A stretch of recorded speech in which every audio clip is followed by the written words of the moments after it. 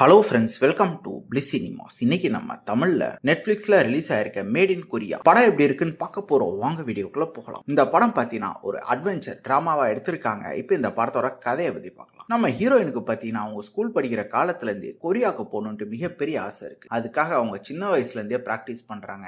ஏன் நூடுல்ஸை கூட கொரியன் சாப்பிட்ற மாதிரி தான் சாப்பிடுவாங்க. இந்த மாதிரி பல விஷயங்கள் குட்டி குட்டியா பண்ணிக்கிட்டே இருக்காங்க. வளரவும் செஞ்சிடறாங்க. அதுக்கப்புறமும் கொரியா போகணும் அப்படின்றாங்க. வீட்டில் ஒரு விதமான எதிர்ப்பு இருந்துகிட்டே இருக்கு. அதையும் தாண்டி நம்ம ஹீரோயின் கொரியாவுக்கு கிளம்புறாங்க. அவங்க எப்படி போறாங்க, கொரியாவுக்கு போனதுக்கு அப்புறம் அவங்க வாழ்க்கை எப்படிலாம் மாறுது, அங்க அவங்க கத்துக்கிட்ட விஷயங்கள்லாம் என்ன, கடைசியில என்னதான் ஆச்சு அப்படின்றது தான் இந்த படத்தோட மொத்த கதையே. இப்போ இந்த படத்தோட பாசிட்டிவ் ஐடி பத்தி பார்க்கலாம். பாசிட்டிவ் கண்டிப்பா நம்ம ஹீரோயினோட பெர்ஃபார்மன்ஸ் சொல்லி அவன் ஒரு சூப்பரான பெர்ஃபார்மன்ஸ் கொடுத்திருக்காங்க. இந்த படமும் பார்த்தீங்கன்னா ஒரு ஹீரோயின் சென்ட்ரிக் படம் தான். அதுக்கேற்ற மாதிரி அவங்க படத்தோட ஆரம்பத்துல இருந்து எண்டு வரைக்கும் சூப்பரான ஒரு பெர்ஃபார்மன்ஸ் கொடுத்திருக்காங்க. அதே மாதிரி படத்துல பல கொரியன் ஆக்டர்ஸ் நடிச்சிருக்காங்க. எல்லாருமே பார்க்கறதுக்கும் நல்லா இருக்காங்க. எல்லாருமே ஒரு சூப்பரான பெர்ஃபார்மன்ஸும் கொடுத்திருக்காங்க. படத்துல இவங்க வச்சிருக்க ஃபீல் குட் ஃபேக்டர்ஸ்லாம் பல இது நல்லா இருக்கு. நம்ம ஹீரோயின் ஒரு வயசானவங்களை பாத்துக்கிறதா இருக்கட்டும், அந்த வீட்லயே நடக்கிற பிரச்சனையா இருக்கட்டும், இந்த மாதிரி மனுஷனுக்கு ஒவ்வொரு டைம்ல ஒவ்வொரு சிச்சுவேஷன்ல ஒவ்வொன்று நடந்துகிட்டே இருக்கும். அதெல்லாம் நம்ம ஓவர் கம் பண்ணி தான் வந்தாகணும் அப்படின்ற மாதிரி போர்ஷன்லாம் ரொம்ப நீட்டாவே காமிச்சிருக்காங்க. டெக்னிக்கலி படம் சவுண்டாவே இருக்கு. சினிமோகிராஃபிலாம் சூப்பரா பண்ணிருக்காங்க.